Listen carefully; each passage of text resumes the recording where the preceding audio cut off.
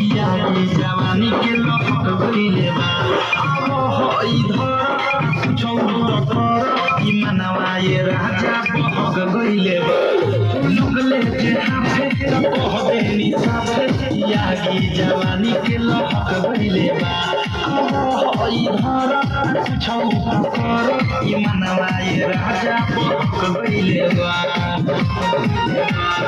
कोइनी उनकर नास में रहनी पहले जवन हम सखी चाहनी लगल नाही शरम काम कोइनी करम कहनी दुनु हाथ तेरा दुनु हम पर